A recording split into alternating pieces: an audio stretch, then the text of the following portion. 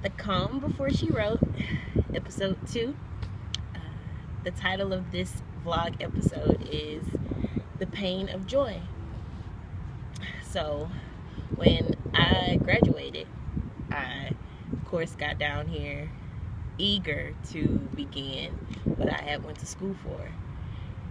And it didn't work out the way that I wanted it to. So, over time, after not working for a couple of months, I needed income, and I just got a job. My purpose of getting a job was for me to get the resources to do what I want to do. 3 to 4 months into me working, I was so displeased with everything that was going on. I felt like I had so much in me, like I was filled up to the brim, and I needed to get it out, but I had no way to get it out. And I felt so helpless. And for me, that's one of the worst things to be, to feel. And I needed to find a way to fix it. When I have issues, I'm going crazy in my mind to attempt to fix what's going on. And I'm trying to see what do I need to do? Do I need to get a new job? Do I need to quit this job and just step out on faith? How do I need to maneuver for my next move, because it has to be a good one? And what I realized was first I needed to change my attitude while at my job. So many of us are displeased with where we are working, where you could be at your job. You've probably been there for so long and you feel like you should, be moving up, and you're not, or you don't even like that job. Whatever the case may be, there's an attitude. And it's not the literal word attitude, it's an attitude that you have towards the job. Because for me, it was like, man, you're not helping. I'm just working. I'm just working just to make money, and the money that I'm making, I'm automatically spending. That's what it was for me. But for so many of us, we just struggle with just being there, the people there, the environment, the atmosphere, the person who's over the job. Some people don't like corporate America. You just never know what the issue may be specifically. And so I had to first change my attitude. I had to just keep saying, well, if I'm here, I'm supposed to be here. Let me see what I'm supposed to get. If I'm supposed to talk to somebody, or if I'm supposed to connect with someone, and I'm not thinking, I'm so into me at this time, I can't even focus on what I probably should be doing on the lesson and being here. And so I had to step out of myself, step out of that attitude that I had, to see why I was here.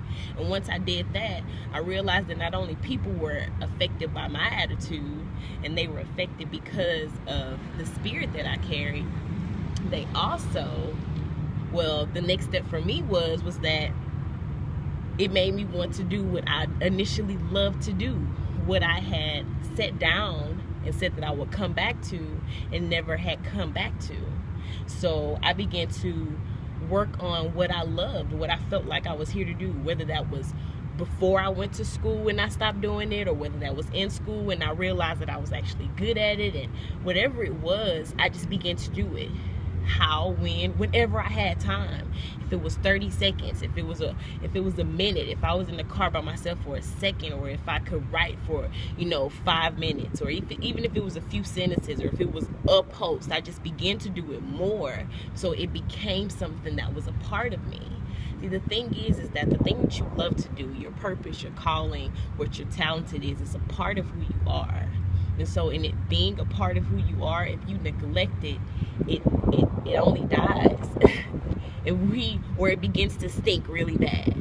If we stop washing our feet, then you just walked around with stinky feet, I'm sure it would be fungus that would begin to, form on something would happen saying, hey, you need to work on this. Well, that fungi, that fungus, that stinkiness is our attitude. And once we realize that it's something wrong with our attitude, we need to take a step back and say, okay, something needs to happen, because the energy that is here, it could be doing something else that I actually like. No matter if I have to come back here in the morning, there's a push that I have that I didn't have before. Excuse me. Whether it's the motivation of you waking up in the morning and you saying, I'm gonna get to write in my journal today, or I'm gonna get to dance today, or it's dance class today, or it's, you know, I go and work out today, or I get to, whatever it is, you get that moment. And what we need to do is to strengthen that moment. Do more of that moment. Give yourself, yourself, I feel like you're owed that moment to get back and to do something that you actually want to do. Because let's face it, you guys, if the opportunity presented itself and somebody came to you and said, here, you have the money to do this, I know you're talented, I believe in you, I'm going to invest in you, would you truly be ready for that responsibility? If God said yes, would you be ready? Or 2-3 years down the line, you would jeopardize and mess it up because you weren't ready, you didn't prepare yourself, you didn't make yourself ready for that moment? Well, let's do it. It's not hard. It takes you to step out and actually do it that one time. And it's the feeling that you get after that one time that will have you go back to it every single time. It's something that'll be programmed in your mind, but we have to create the habit now. So that's what this video is about. It's about you saying, I know that there's an end mark. I know that there's an end result. I'm going to be this successful because I know this is what I'm placed here to do. There's no way that I got here and God wanted me to just be this stale, stinky person. He wanted me to present myself and do something amazing. So, okay, with that being said, how do you get there? You're trying to get there. You can't figure out how to get there. But what are you doing to make yourself better so you can get there? So you can actually, because that's putting one foot in front of the other. That's saying I'm not going to do what I'm conformed to doing. I'm going to step out of what I'm so used to doing and do something else to see what else could possibly happen.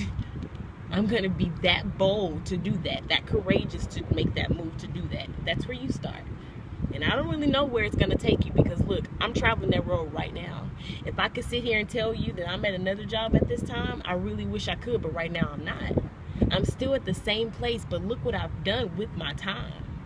You can do it too. It doesn't have to be this. It can be anything you want to do. Invest that time into something that you feel you're called to do and make that move. It's time to do it. This is the time. This is the year. That's why I'm creating this, because I need more people. We need to all be on one accord. Unity is going to kill them. Let me tell you, once we stand together, once we have a cause, it's going to do some great things, you guys. Let's do it. The time is now. It's never been a better time but now. So I hope you guys have been blessed. Let's change our attitude. Let's invest our time into something meaningful, something that means something to you, owning you, not the people around you, not what they've told you, but what you believe in. And let's see what's created because of that. I believe in it. I can't wait to hear stories. I can't wait to see where this goes. And I know you guys are just as anxious. Let's do it. Let's not be unhappy. Let's be happy. Let's choose to be happy. Every day, let's choose to be happy. Why not? We're still here. You still breathing? Let's do it. Who said that life would be easy? Your doubts and your fears take over your mind. But purpose takes stretching, and stretching builds strength and patience to withhold your doubts and your fears. So one thing you gotta know to carry this struggle is it'll all make sense in the end. Love you, kings and queens.